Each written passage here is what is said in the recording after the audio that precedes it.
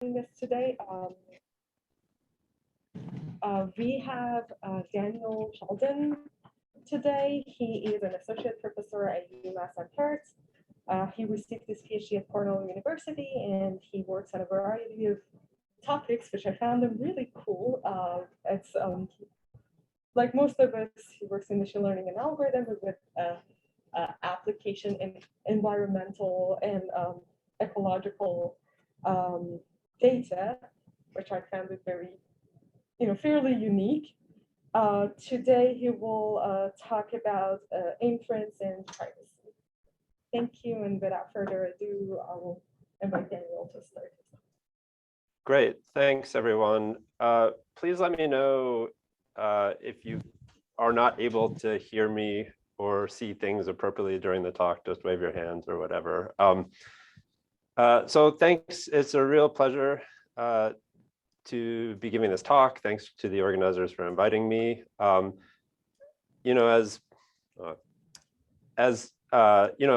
met some of you, but many of you I haven't met. So, as Mariam mentioned, my background is sort of in the area of machine learning and probabilistic inference. I've done quite a lot of work on sort of interdisciplinary applications in ecology and conservation.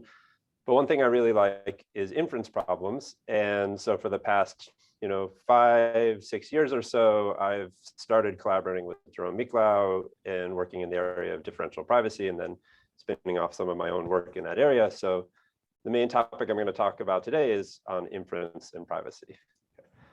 So the starting point, which I presume doesn't need a lot of introduction for this audience, is the sort of tremendous amount of progress that's been made in the area of differentially private algorithm design.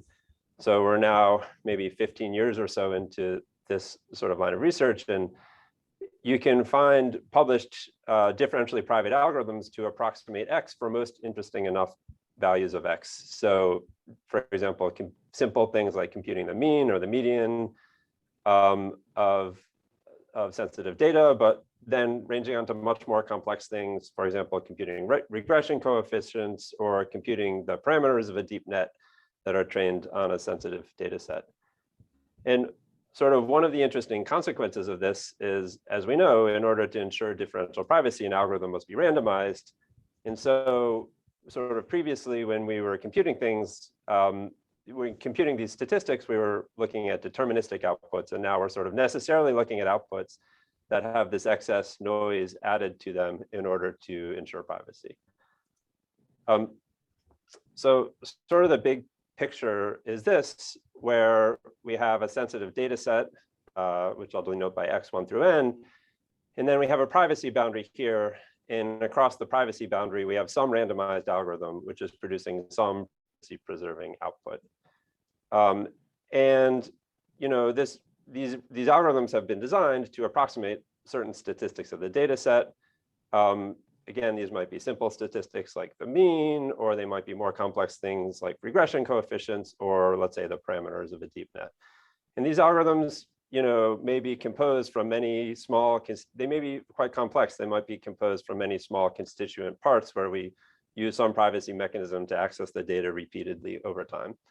And the question, sort of the inference question is, well, given this picture and given this privacy preserving output, what can I actually say? What do I know about the data set itself, or about the parameter? I forgot to mention the parameter. So sometimes we may or may not have a statistical model where we are imagining our data set is being drawn IID from a statistical model. And so that's sort of the high level idea of inference.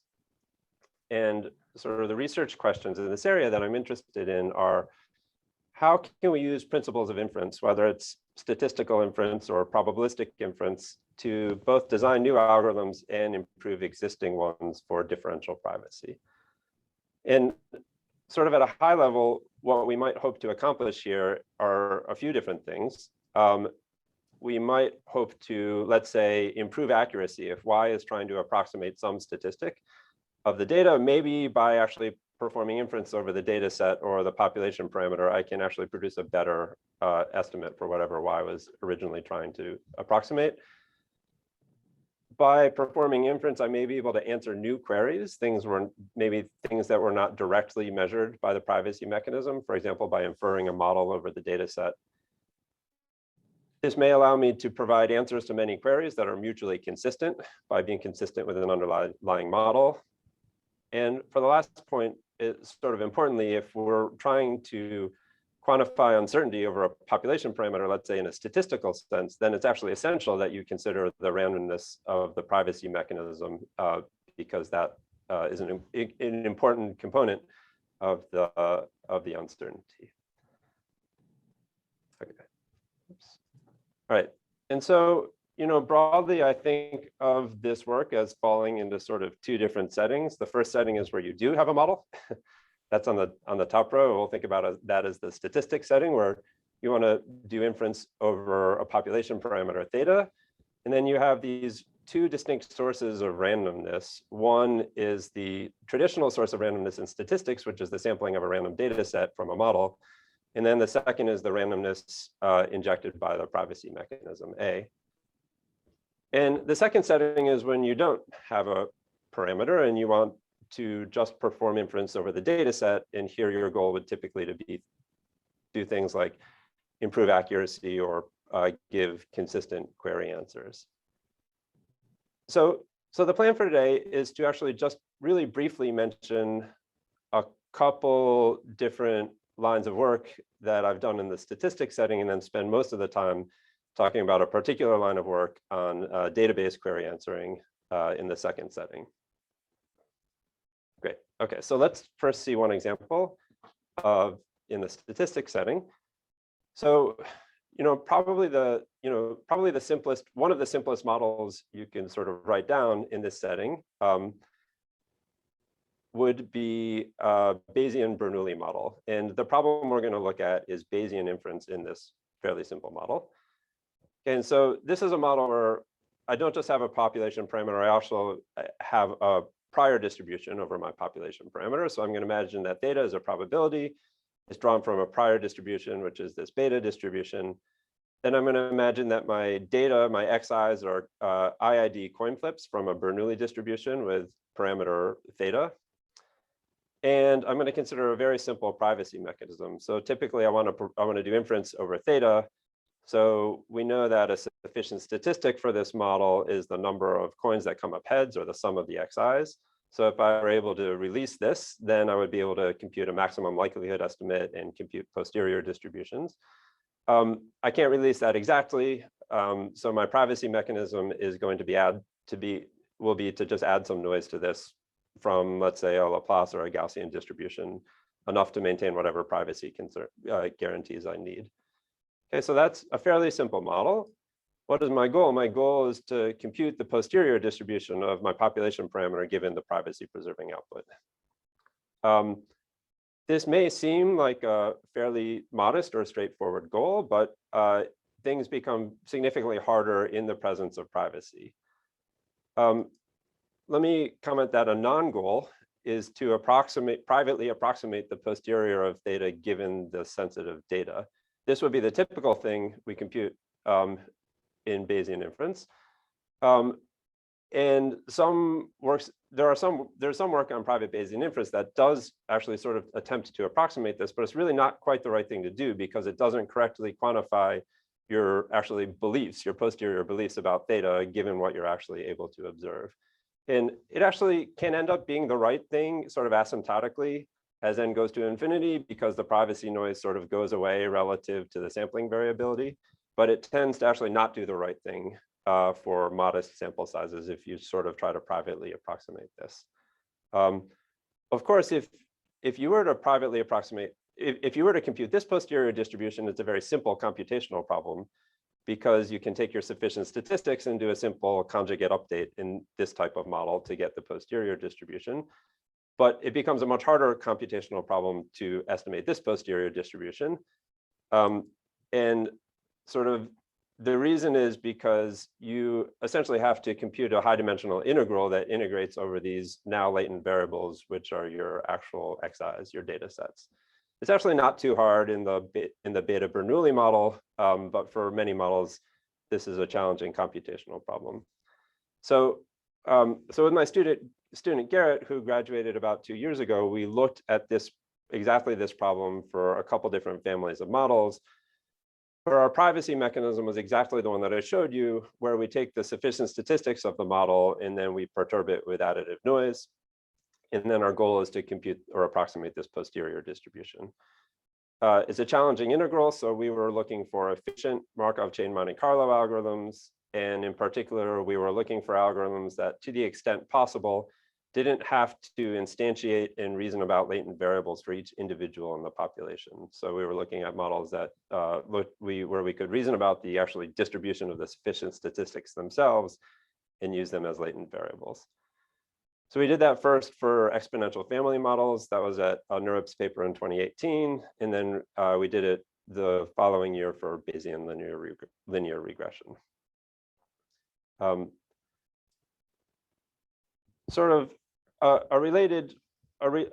closely related problem, which again, I'll just mention briefly, is the problem of constructing private confidence intervals. And it's a very similar setting, but now I don't have a prior distribution over theta. I'm in sort of the frequentist setting, and I have a randomized algorithm A that spits out some private point estimate for theta, and I'm interested in pairing that point estimate with a confidence interval. And sort of we're at the point where, you know, we've seen a lot of different statistical problems addressed with differential privacy. So we have a lot of these point estimators, but we have relatively few approaches that are sort of really general purpose approaches for constructing confidence intervals for private statistical estimation. Now, in the non-private world, there's actually several techniques that are like sort of these Swiss Army knife techniques that are very easy to apply to almost any statistical estimation problem. And those are the two sort of most common ones are ones based on asymptotic distributions or ones based on the bootstrap. And neither of these works particularly well, it turns out, under privacy constraints. Many private estimators can be shown to converge asymptotically to limiting distributions. Very often it's actually the same limiting distribution as the corresponding non-private estimator. And the observation is that essentially the privacy noise, again, sort of goes away asymptotically relative to the variability due to the data itself. And so you could use those asymptotic approximations, but the problem is they're relying on you being far enough into your asymptotics that the privacy noise has actually gone away. And this tends to actually not happen until your data size is pretty large, whereas the traditional asymptotics, things like the central limit theorem, actually kick in much, much faster. So these asymptotic approximations tend to do a poor job in practice for small to moderate samples. Similarly, the bootstrap is another very general purpose method, but this has the problem that the bootstrap comes with some privacy considerations in the sense that the traditional bootstrap works by resampling data sets many times. And obviously you can't do that without taking some measures, possibly spending some of your privacy budget, or taking some measures to make sure that the result is differentially private. So it turns out that there's a really simple idea that works for a lot of problems, specifically parametric estimation problems, which is the parametric bootstrap. And this is a very simple solution, but it just works really well for a pretty big class of problems. What the parametric bootstrap does is it resamples data sets from a parametric model using the private point estimate. And so here you're resampling data sets from a parametric model, so there's no privacy concerns. And then you rerun your randomized estimator on these resampled data sets. And in this way, it sort of really cleanly reasons about both sources of noise. By resampling data sets, you're reasoning about the sampling noise. And then by rerunning your private estimator, you're reasoning about the noise due to the randomized estimator. So we have a paper on arXiv now that shows that you can get provably consistent intervals in a number of settings, and it's just a simple method that works really well in practice. So I would encourage you to look at that if you're interested. All right. Okay, so let me move on. And by the way, feel free to interrupt with questions if you have them during the talk. I'm going to spend most of the rest of the talk on one line of work in the database setting. This line of work is called private PGM. where PGM stands for probabilistic graphical models. This is joint with Jerome Miklau at UMass and Ryan McKenna, who's a student that we co-advise. And private PGM is a general purpose inference method for private query answering in synthetic data. And before I go on, let me just quickly mention that Ryan is, many of you probably know Ryan. He's a really fantastic student. He's finishing up this year. He's looking for jobs. He has, he seems to be leaning the industry direction, but is also considering postdocs. So if you have a postdoc, funding for a postdoc, and you're interested, you should reach out to Ryan and try to convince him to come work with you. And okay, I can't, you know, he's really great. I can't recommend him strongly enough. Okay, so let's talk about the problem. Private PGM will be a component of a system for answering database queries. So in query answering, our input will be a set of records, x1 through n over d discrete variables. An example is this table from, let's say, US Census data on the left, where the records correspond to the individuals in the data set. They're the rows. And the d discrete variables are demographic variables that we measure for each individual. We're sort of explicitly interested in the high dimensional case. So here, each record belongs to some domain, which is the Cartesian product of the domain for each one of the variables. And so our total domain size, n, is exponential in the number of variables, right? And so this will become an important computational consideration. Our goal is to privately answer a set of queries. Often these are counting queries. A counting query is just the count of the number of records in the data set that satisfy some predicate. They belong to some set S. And even more often, these will be, or more specifically, we're often interested in marginal queries. Marginal queries are ones that only depend on a subset of the attributes. For example, this marginal query depends only on, this counts the number of people in Massachusetts under the age of 50. It depends only on the state attribute and the age attribute. An example of a type of query an example of a set of queries we might want to answer would be all k-way marginals.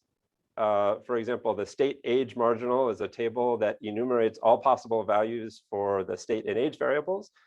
And then it measures the frequency of that combination of values appearing in the data set for every possible combination of those two variables. That would be, so we could represent one two-way marginal as an edge in a graph where the nodes are the attributes and edge is representing the two-way marginal between age and state. So we could represent the set of all two-way marginals as this fully connected graph on the set of variables. Okay, so before sort of getting into the big picture of how the mechanisms work and where private PGM will fit in, I want to just introduce one useful concept, which is the data distribution. The data distribution is just a useful alternate representation of my data set, the set of records. And the data distribution is actually a marginal on all of the variables. The data distribution is the table where we enumerate every possible element of the domain. So all possible settings of the variable of all of the demographic variables. And then we, again, count the frequency of that with which that element appears in the records. Okay, so formally, this entry P of X for domain element is X. I just count up the number of records that are equal to X. I divide by N. And what this gives me is a very long vector. Remember, the domain size is exponential. So this is a probability distribution over the full domain. And this is a discrete distribution because it's the empirical distribution of the data set. So its entries are all multiples of 1 over n. Just as a preview, this is sort of, we'll typically, we're going to look at relaxations where we sort of relax this requirement and look at arbitrary distributions when we're trying to perform inference. Okay, so with that, let's start to look at mechanisms. So it turns out that there's sort of this emerging paradigm that many of the successful mechanisms for both query answering and synthetic data fall into. which is this select, measure, reconstruct paradigm.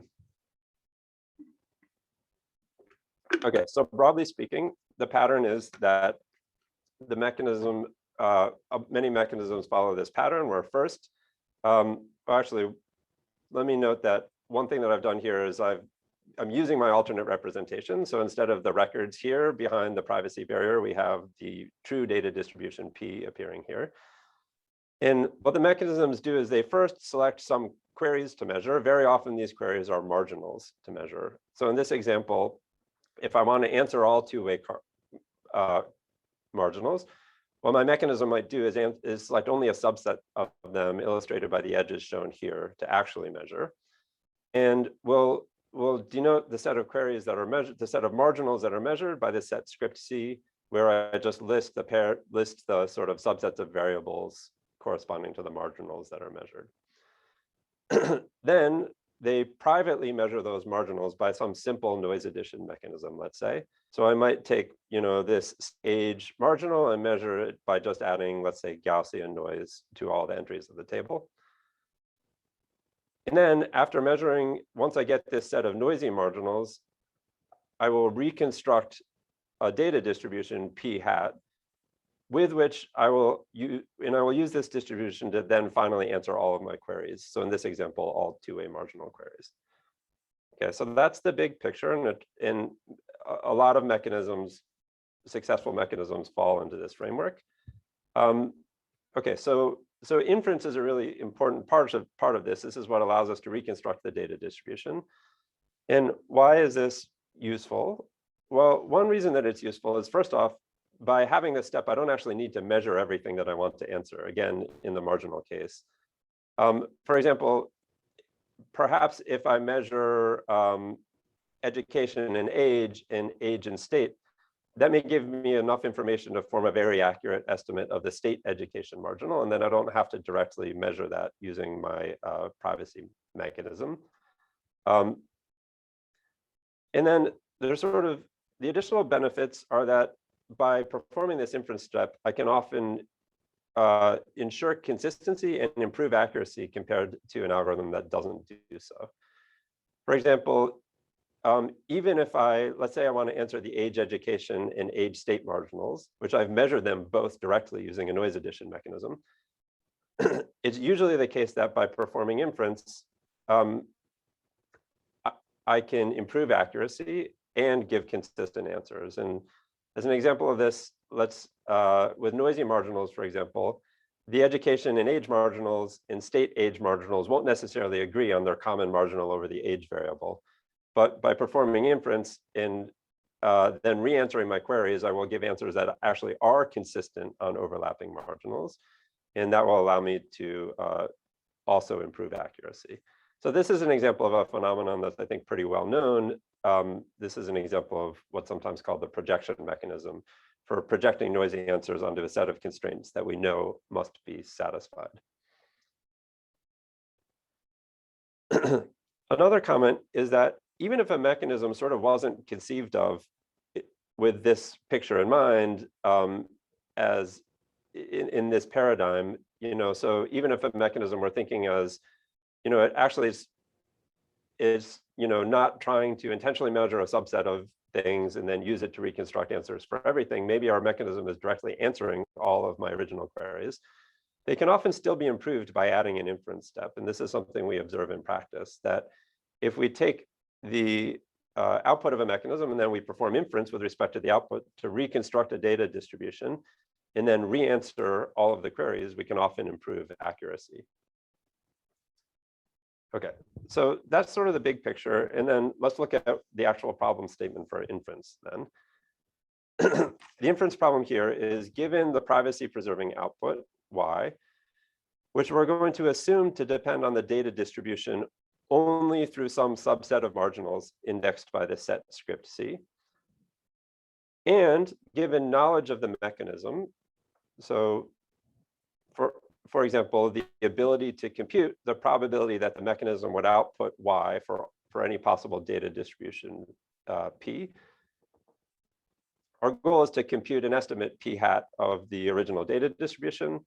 And we would like this to be as accurate as possible for answering queries, and we would like it to be computationally tractable if possible. Okay, so the obvious sort of computational challenge here is that the thing we're sort of trying to reconstruct, this distribution p hat, has size that's exponential in the number of variables. This is exactly my sort of exponentially large object. And what we'd like to be able to do is scale to realistic settings that actually have many variables. And this is something that like prior inference techniques struggled with. And this is one of the main advances of private PGM. And the idea is we want to use the sort of structure in these measurements to get computationally efficient methods. Okay, so let's talk about the approach then. And conceptually, the approach conceptually it's sort of a straightforward idea. What we want to do is we want to find the distribution P that is most likely to have produced Y. And so we can write down some loss function L. I ask a question. Oh yeah, please. Sorry, on your previous slide. So when you say we take, or sorry, one more, I think. When we take a subset of the marginals, here what I should think about is like, let's say I take all the three-way marginals, or is a subset of the three-way marginals? Because before you talk about all the k-way marginals, and in your example, instead, it seems you're taking a kind of a specific marginal. So what should I think about? You should probably think about it as being a subset. So let me give a concrete example. So if one algorithm in this space is MWEM, the multiplicative weights exponential mechanism, what this will do is it will start with a set of all three-way marginals, but it's an iterative algorithm where at each step it measures one thing. And like maybe a clean way to think of this is maybe you've executed like 15 steps of MWEM. And so you've measured 15 marginals. So you currently have some sparse set of marginals and of all three-way marginals. And from that sort of sparse set of marginals, you want to reconstruct data distribution. Okay, so when you say assume to depend only on P, only from marginal, I should think about this a smaller set of, let's say, k-way marginal, like a sparse. Yeah, okay. That's fair. We're going to talk more about this, but yes, for now, let's just imagine a sparse set of marginals, like a small subset of all possible three-way marginals, let's say. Okay, thank you. Yeah, you're welcome. Okay. So the conceptual approach is we want to minimize this loss function over all distributions, where this loss function is measuring how well does the distribution fit what I actually observed. And a sort of obvious thing would be the negative log likelihood. What is the negative log probability of the mechanism actually outputting what I observed, given that was the true distribution? Then this would correspond to maximizing the likelihood of the data set given what I observed. And I want to alert to you that we're going to proceed with this optimization problem. This actually is a continuous relaxation. This is optimizing over continuous valued data distributions when we know our original one was discrete. It was multiples of 1 over n. Okay, but I made this comment that the mechanism only depends on the distribution through its marginals, the marginals for this subset C. So we can actually, in that case, that means if we think about the log probability or our loss function, the loss function will also only depend on those marginals. So I can rewrite my loss function to be a function of only the marginals. And I'm going to write the marginals as A times P, where A is a marginalization operator. And the idea is that given any distribution P, if I left multiply by A, that will give me the set of marginals of that distribution over the set script C. And you can probably quickly convince yourself that marginalization is indeed a linear operator, so I can write it as just this matrix vector multiplication. Okay, now when we look at this optimization problem, well, we think A times P is a low dimensional thing, and P is a very high dimensional thing. So if I want to solve this minimization problem, I probably don't need. Oh, sorry. 1.2 early. So let me make it concrete with an example. The example is, suppose we're using the Gaussian mechanism. We just add Gaussian noise to each of the marginals. And my minimization problem would just look like this L2 minimization problem between the model marginals here and the noisy marginals I observed here. Okay. So looking at this, we can see that it's not really necessary to optimize over this high dimensional data distribution. I could instead just optimize over the space of valid marginals instead. And so the actual Sorry, yeah. clarification, could you go back a slide? Yeah, I just want to be clear.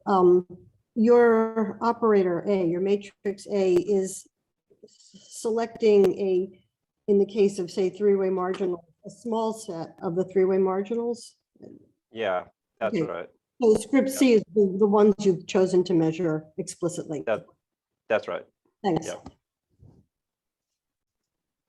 Okay. Okay, so we could reformulate this optimization problem to optimize only over the vector of marginals instead. And doing that means finding the marginals mu hat. In this case, that would minimize the L2 distance from the noisy marginals. But now we have to think about the set that we're optimizing over. And so this set I'm going to write as script M. This is the set of all possible marginals of any probability distribution. It's the set of all, all vectors A times P, where P is a probability distribution. And this is a set that is known as the marginal polytope. It's so it's sort of an interesting set. There are some good things and there's some bad things. On the plus side, it's a convex set. So this is a convex optimization problem. But in actuality, it can be a very, very complex set. Usually, for most models, it's not possible to write down a small set of constraints that explicitly characterizes this set. So for example, that would make it hard to explicitly optimize it using just some off-the-shelf optimizer. So that's kind of on the negative column. But then again, in the positive column, this thing, the marginal polytope, is a really central object of study in graphical models, and it's a foundation for a lot of algorithms in graphical models. And so hopefully we can use that to actually help us solve this problem. So we'll come back to that in one slide, solving this problem. There's a second thing we have to address, which was by optimizing only over the marginals. Now, it's not clear how I can actually reconstruct a probability distribution for doing inference, which is what I originally wanted to do. Go ahead. Yeah, can I ask another question? Sure. So your polytope, marginal polytope, is for fix A, or is given A, you have the fix the marginal polytope? Yeah, that's right. So this is the set of, so I could have subscripted A by C, and maybe that would have so for a fixed set of marginals, there's a fixed marginalization operator, and that defines the marginal polytope as a function of that set script C. Did that answer the question? Yes. Yeah. Okay. So the second issue we have to address is, once I find the marginals, how do I reconstruct a distribution that I can actually use for answering new queries? And so our approach is to say that among all distributions that have marginals mu hat, I want to choose the one p hat that has maximum entropy, which is sort of a sensible criterion. And here then we have another nice connection with graphical models, that there's sort of a fairly well-known fact that this maximum entropy distribution is itself a graphical model, a probabilistic graphical model that factorizes over the same set of cliques as the set of marginals that I actually measured.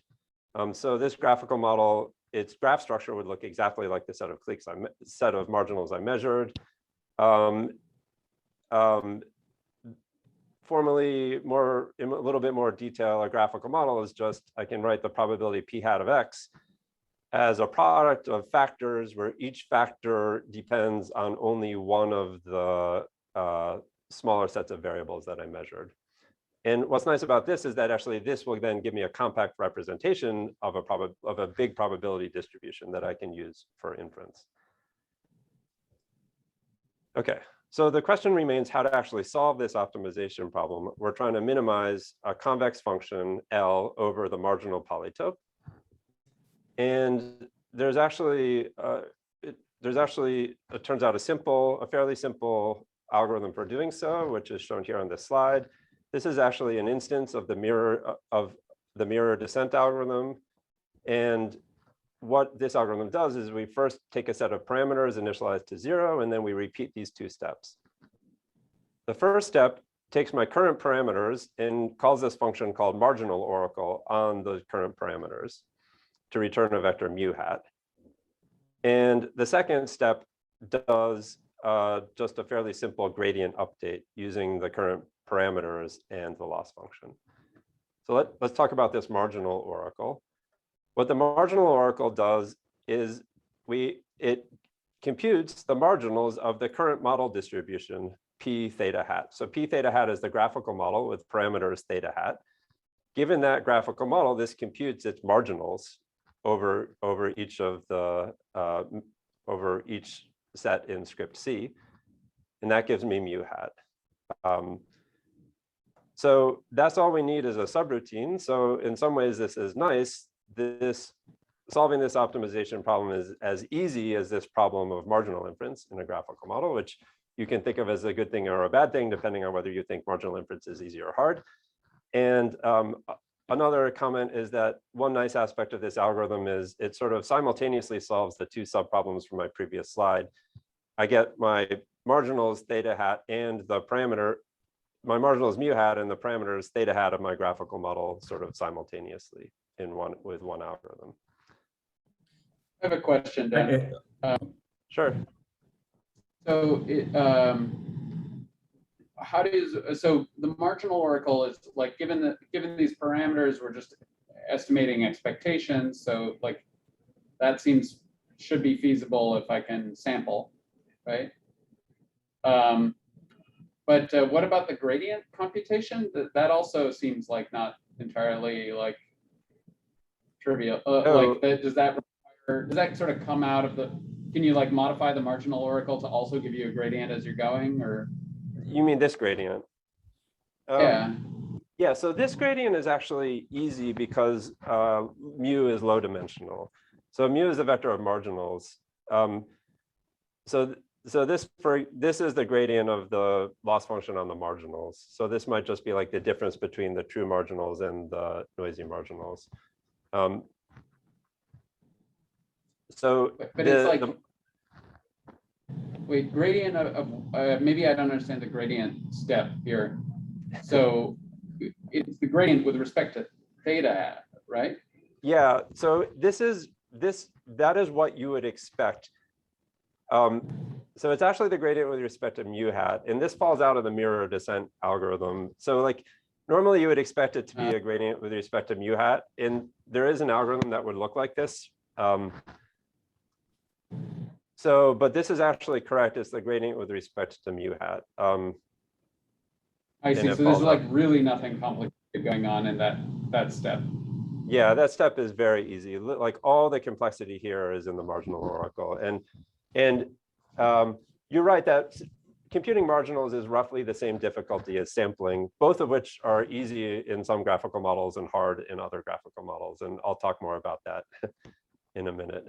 All right, sorry. Okay, thanks. Sorry, yeah. I had one other question, just kind of a simple one. What are the parameters of the graphical model doing? Like I have an idea of what they would be if the graphical model had arrows in it, but I'm not really sure concretely what they are here. They're more or less the same. So there are factors.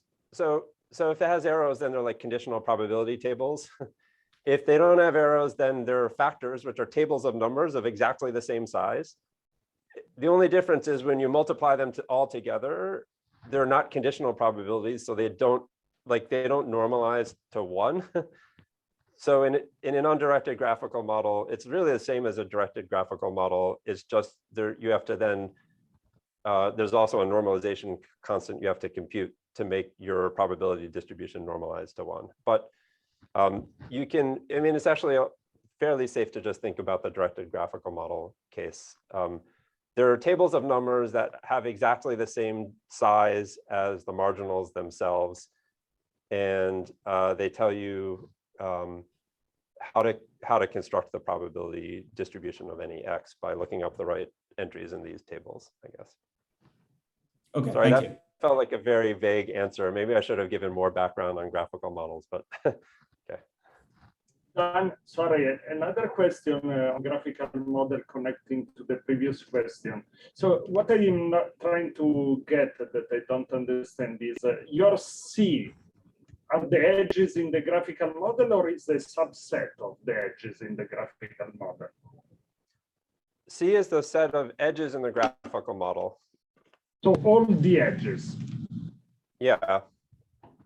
Okay, so many, I mean, because the point is once you know C, mainly, I mean, once you know the graphical model, you already identify which are the marginal of importance for your data, right? Like you have already identified what is your dependence. Yeah, so I think maybe wait a few slides, and if you still have this question, you can ask again. There's like an often, there's something that, there's a point that I like to make that may resolve this, and then, okay, so,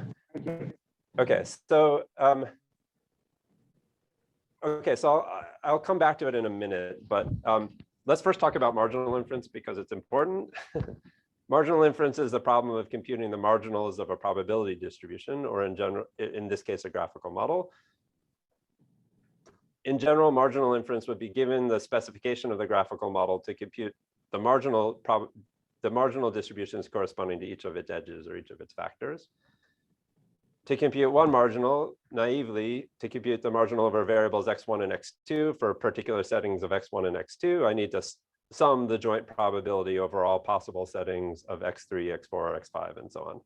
So naively, this is a sum with a lot of terms in it, but the summand is a graphical model, so we know that it factors. So this is can be expressed as a product of factors over small sets of variables, and that gives this some structure that we can actually use to, in some cases, compute it much faster than this direct exponentially large summation. The general idea is, push the sums inside as many of the factors as we can. So in general, marginal inference in graphical models is sharply hard, but it has these dynamic programming based algorithms based on the structure of the model such that it's actually linear time for trees. That's using an algorithm known as belief propagation, or it has many names, but belief propagation is one of its names. More generally, for graphs that are not trees, that have more complex structure, there is a belief propagation algorithm, which is linear time in the number of nodes, but exponential in the tree width for the model. And that involves forming a junction tree for the model and then doing the same tree-based dynamic programming in the junction tree. And so the complexity depends on the structure. And that's an important consideration. And this is actually the algorithm that we use within our optimization routine, is we form a junction tree and we do belief propagation. Okay, so let me get to the takeaways. The takeaways are, after this optimization, what we get at the end is a probabilistic graphical model, p theta hat, which has a compact representation, or certainly more compact than the full exponentially large distribution. We can answer new queries using this probability model via PGM computations. The PGM structure is determined by the set of marginals that were measured by the mechanism. This is probably the main point that I want to get through, because this is sort of an, I think, often misunderstood aspect of this algorithm. That the form of this graphical model is a property of the mechanism. What was measured is not a byproduct of assumptions that were made by us as modelers about the data. And in particular, it is a graphical model that satisfies certain conditional independence assumptions, but this graphical model is actually a global minimizer of our original loss function over the space of all distributions. So what we're saying is that there is a global minimizer that has these conditional independence properties, not that we assume that the data has these conditional independence properties and therefore like restricting the sort of search space that we're optimizing over. And then finally, there's an important point that we have to remember that the computational complexity of inference now actually depends on what the mechanism chooses to measure, because that will dictate sort of how strongly connected this graph is. I want to just quickly pause there. Did that answer the question from the audience? Yes, indeed, this answered the question. So mainly you're doing both inference on the structure of the PGM and on the values of the marginal of the PGMs. Yeah, I mean, I would say that the mechanism, which I'm sort of like, the mechanism is deciding what the structure of the PGM is, and then we're doing inference within a PGM with that structure. Okay, so let's talk quickly about sort of what private PGM gets us. So private PGM, in terms of results, it scales much better than prior inference approaches when our measurements are highly structured, so that there is structure that we can exploit. So this is just a simple example of, probably the best case for private PGM, where I have 1,000 dimensions, but my measurements just are chain structured, right? So this is a very simple graph structure. So prior approaches would try to form the full probability distribution, which would fail very quickly because of computational concerns. But PGM actually, its running time and space is just linear in the number of dimensions here. So it can very easily scale to thousands of dimensions. A second benefit of private PGM is that it allows us to add inference to existing privacy mechanisms, which allows us to improve their accuracy.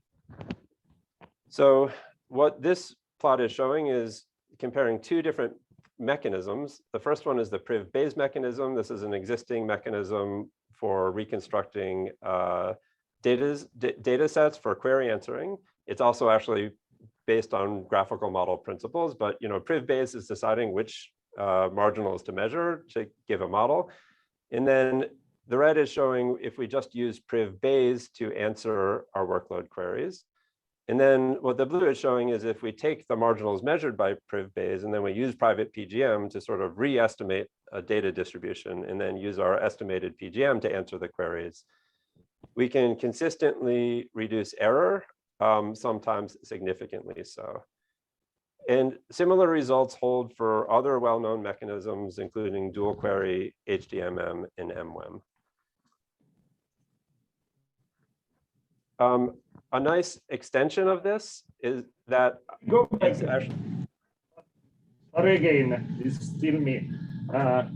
So if you go back to the previous slide, and I think this clarifies very much what I was confused about. But can you run, so mainly if I understand this slide, you're saying that it's always some mechanism plus PGM. PGM itself doesn't make sense. You need something before. Okay, that was my Yeah, PGM is not a mechanism. PGM is an inference routine that can be used within mechanisms. Yep. Thank you. Yep. Okay, so then one nice extension is it's actually very easy to switch from query answering to producing synthetic data, because with this distribution, you can just sample from it to get synthetic data. And so this has been really successful. It's a successful approach. Ryan used private PGM as sort of the key component for his winning entry of the synthetic data competition run by NIST in 2019. And then the top two entries in the 2020 competition also sort of were built around private PGM. The second place team was a team of UMass students. The first place team was a team from China and the National University of Singapore that actually ended up actually publishing recently a paper sort of on the topic of building a mechanism around private PGM, which I'll mention a little bit more about. If you're interested in synthetic data generation, Ryan is one of his many strengths is he's a great software developer. So he's created this really easy to use software where in 10 lines of code, you can run an end-to-end example of generating some synthetic data using private PGM for this data set. but I don't know when I should stop in terms of time. So there's one topic I want to get to, but maybe the organizers could give me a rough like estimate of, should I go for like 10 more minutes or a few more minutes? That sounds good. Yeah, I think we may start losing people around noon, which is, very soon. As I'm sure there's some people with constraints, but we can, I think if people want to stick around, they're probably going for so Cynthia says she has to leave at noon. Okay. Maybe, people who are maybe stopping and giving people who are pausing and giving people who do have to leave a chance to ask any further questions would be nice, but I think we can still keep going for a bit. Okay, so I think I have a plan. So what I'm going to do is I'm going to like spend a couple of minutes getting to a pause, and then if time after that, I'll mention some other stuff. So, okay, so one of the obvious limitations of private PGM is this idea that it may or may not be tractable depending on what your mechanism actually chooses to measure. And one of the pros is that it's a really general purpose inference approach. It can be used with a lot of different mechanisms, or mechanisms even based on different principles, as like one of the key subroutines to improve accuracy. And in some ways that's nice because it allows you the mechanism to focus on what to measure as opposed to focusing on how to take the measurements and answer queries given the measurements. But the biggest limitation is that it actually will fail to run in some cases if you run a mechanism that measures lots of things. So this sort of leads to two obvious sort of research directions, both of which I think are very interesting. The first one is the designing what I'll call compute-aware mechanisms. So one nice idea is to actually think about, now that I know that I have this particular computational problem as a subroutine, I could think about actually selecting my measurements in order to not exceed some certain computational budget for private PGM. And this is an area that sort of Ryan has some work on and he's actively working on. This will be probably the last chapter of his thesis, will be to sort of build an end-to-end mechanism with this principle. And then, as I mentioned, the first place team from the NIST competition published a nice paper in VLDB very recently, which creates a mechanism also that does more or less exactly this. It's called PrivMRF. It's based around private PGM. And the idea is to select things to measure, both which help you answer queries accurately and use your privacy budget well, but also to like maintain this computational tractability. And then sort of the second obvious direction to go is to think about sort of approximately solving the same optimization problem that private PGM solves. And there's actually a bunch of ongoing work in this area. There's two papers that are sort of, that describe end-to-end mechanisms, but they include components that sort of do exactly this. They sort of approximately solve this problem. We have a paper appearing at NeurIPS this year that also looks into this problem of approximate inference, approximate PGM inference within private PGM. And I think what I'll do is I'll actually stop there, because the last topic I was going to talk about was some details of this, but I actually think this is a pretty good stopping point. So I think I'll stop there and take further questions.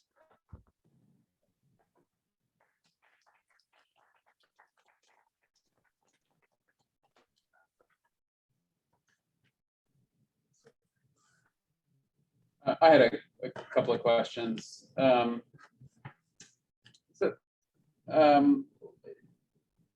The mechanisms we're considering right now, they use some rule to select the marginals that are measured, right? And and the assumption here is essentially that once that decision has been made, the perturbation mechanism itself is kind of relatively straightforward, like just additive noise or something for that marginal. Yeah, that's right. I mean, your loss function is fully general, but I guess in practice it would end up being something like that. And I guess one question is if there's any way to fold, or if it's worth folding information about the selection process into the inference. Like, does the fact that the mechanism chose not to measure something tell you useful information, or is that information just basically contained in the absence of extra term model? Yeah, this is a good question. In fact, I didn't mention this, but actually, I originally said the mechanism is always doing something pretty simple like noise addition, but Ryan's actually run this on things like dual query, where that's not the case. And in fact, I probably won't remember all the details of dual query correctly, but I'm pretty sure in dual query, in fact, the only thing that is done, the only time it accesses the data is to select, I believe, a query, the next query that's, is that right? Yes. Yeah.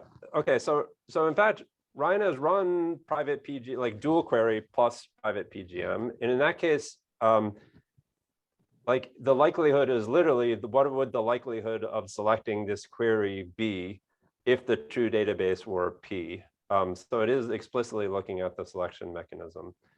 It also brings up a good question for something like MWEM. I'm not totally sure if if there are like selection steps, if those are incorporated into the log likelihood or not. Certainly they could be. If there are any step that accesses the data, you could incorporate it into the log likelihood that you're trying to optimize. I'm not sure what's done in practice in the details in the experiments Ryan has run. But the brief bias that you mentioned before also does that, right? Mainly is learning actually the structure of your graphical model. Is a bit set aside from the other method because I really try to infer the marginals. Yeah, sorry, are you talking about this like PrivMRF? I mean, Bayes, sorry for Priv Bayes, yeah. And mask. Yeah, that's right. The selection mechanisms indeed are making some choices about what they want to measure, which is saying something about what the structure of their graphical model is. Yeah, that's indeed true. So I guess another question. Oh, sorry. Did someone? Yeah. Sorry.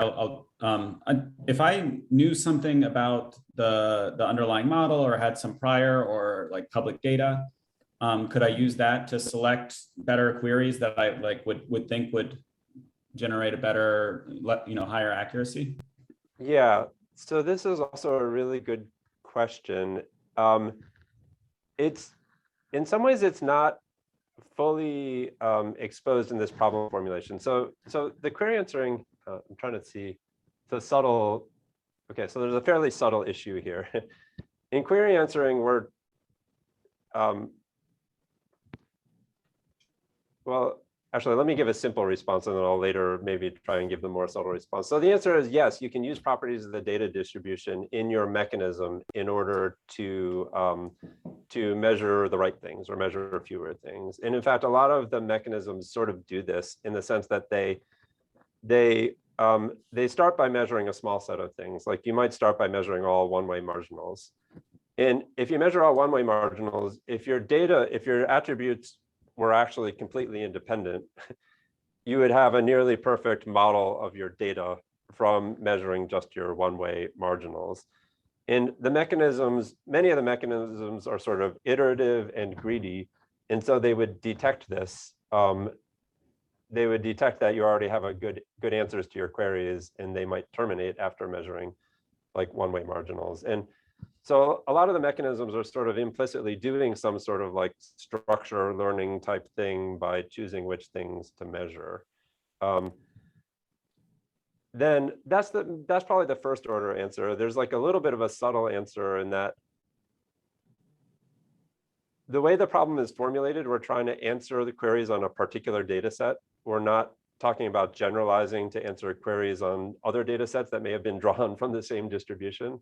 So in order to reduce accuracy as much as possible, even if your records were independent, you would still want to keep, if you had enough privacy budget, you would still want to keep measuring as much as possible, because for this problem formulation, I want to answer about queries about a particular data set. So even if there's like what I'm considering to be noise, sampling error, I actually get rewarded for reducing sampling error in this particular problem formulation. Although I think there's sort of an interesting question if there were a model here and you wanted to answer new queries, not just for a particular data set, but for other data sets drawn from the same distribution, it would be a slightly different problem formulation, but one that I think is also relevant and interesting. Thanks.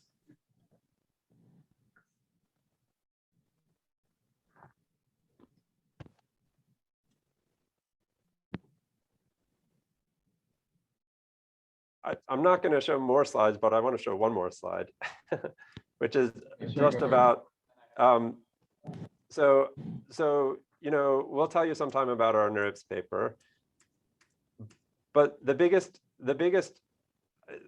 I want to show this slide just because there's been a lot of work in this space and I think it's interesting. So I talked about the marginal polytope, which is this like shaded, just illustrated here is this sort of shaded region. And what we wanted to solve was an optimization problem over this marginal polytope. And actually, if you look into the graphical model literature, there's a lot of work that's thinking about the marginal polytope and how to approximate it. And roughly speaking, what our NeurIPS paper does is we find a tractable relaxation or outer approximation to the marginal polytope. Whereas what some of the other recent methods have done is they've looked at parametric families of distributions, which end up optimizing over actually some sort of inner, non-convex inner approximation of the marginal polytope. So I don't know, I guess I'll just leave that as sort of a picture to sort of walk away with if we want to think about approximating this inference problem.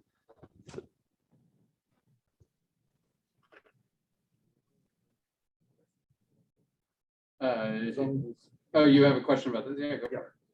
I have a question on this picture. So I think what a graphical model are also good at is that, I mean, as you say, there is a lot of work on optimizing graphical model inference. And in particular, there is tons of library programming languages that do that. So I'm wondering, what is the problem of taking off-the-shelf method and use them? So why do we need to look into this optimization problem here? That's something I didn't get. Oh, you mean for the main method? Like for the main method, we're not exactly solving graphical model inference. We're optimizing a convex function over the marginal polytope, which is, let me see if I can get there. So here we're trying to optimize a convex function over the marginal polytope. Graphical model inference, I mean, actually, graphical model inference, map inference is optimizing a linear function over the marginal polytope, but we don't have a linear function, we have another function. Marginal inference is optimizing a Cannot be the marginal inference of what you call a marginal oracle? Yeah, that's here. So wouldn't be like classically graphical model inference be the marginal oracle? Yeah, that's right. Oh, so maybe your question is like, if I can't exactly solve this problem efficiently, maybe I could just use an existing approximation and plug it in here. Is that sort of the question? That's the question. What is wrong in using a standard? There are, as I said, tons of software that do that step for you. So what is wrong in this approach? I guess, like in principle, that's sort of what our NeurIPS paper does. In principle, there's nothing wrong with just using something generic off the shelf. In our NeurIPS paper, one of the things that could go wrong is that like we're trying to solve an optimization problem. If you use like an arbitrary approximation, usually they don't come with specific guarantees. It's sort of, if you're using it as a subroutine within an optimization problem, it makes it a little unclear what's happening to your original optimization problem. But the long and short of it is that we end up doing this relaxation, and the final solution ends up being using a particular approximate inference subroutine here anyway. So we sort of are following that idea we're just arriving there from a slightly different direction where we can actually explicitly say what optimization problem we're solving by using the approximate inference routine. Thank you. So, Great question, thank you. Can you tell us what the local polytope is, or can you? Yeah, the local polytope, you enforce consistency on overlapping marginals, but you don't enforce that all the marginals may have came from a common joint distribution. So it's sort of local consistency, but not global consistency. This example is an illustration of it. So here we have three 2A marginals for the three variables major, OS, and phone. And local consistency means that if you look at the one-way marginal, let's say over major, I can get it from either the major OS table or the major phone table. And local consistency says that whichever way I get it, I have to get the same answer. And similarly, the same has to be true for the OS marginal and the phone marginal. So if I take any two marginal tables and I look at, let's say, their overlapping variables, the marginals have to agree on that common marginal. This example, I think, was crafted so that actually, if you puzzle over it, you can tell that it's actually not consistent with any underlying joint distribution. There's some inconsistency, but that's what it is. And more generally, you have to like specify exactly which constraints you want to hold, but there's sort of a subset of all the constraints that would be required to enforce global consistency. I see. Yeah. Okay. And, you know, I guess I didn't, well, I wouldn't even have, and sort of the graphical, all this stuff is sort of appears in the graphical model literature. So like, you know, the exact same hardness problem that we're facing, not the exact same problem, but we're sort of running into the same hardness that people ran into 15 or more years ago when trying to solve marginal inference in graphical models. And so like a lot of the same ideas apply here that applied to the problem of marginal inference.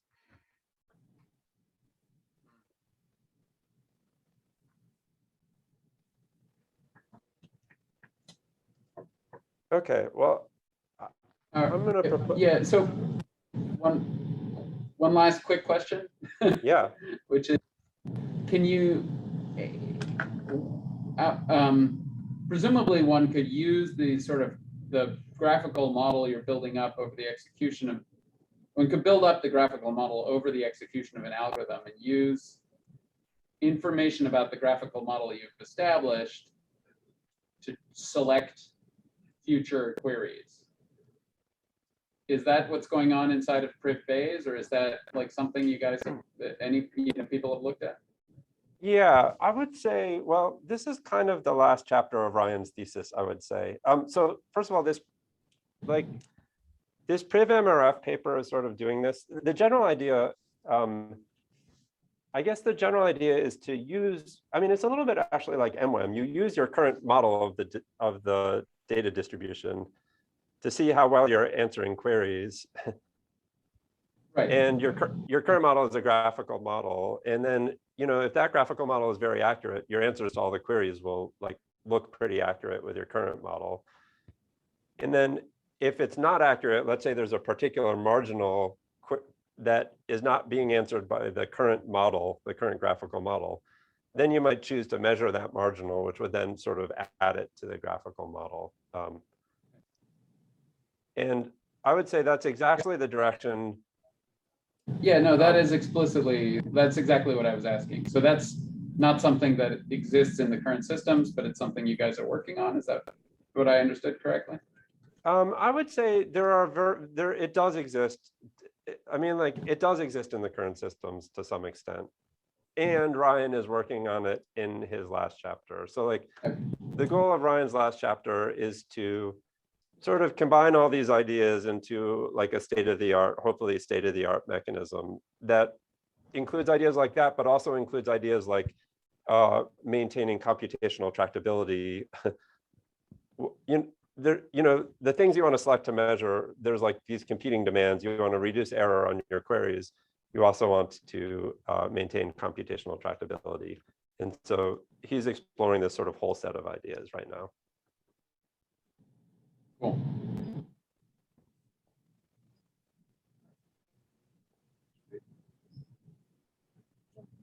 Let's thank Daniel one more time.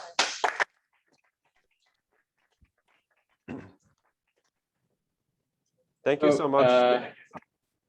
Dan, you're not here to have lunch with us, unfortunately. So we'll give, definitely you can take a rain check on that anytime. You're welcome to take us up on the offer at some later point. Sounds good. Boston. Sounds good. Yeah, I would love to visit sometime. And thank you so much for all the great questions also during the talk. It was really fun. So have a great lunch, and I will see you all later.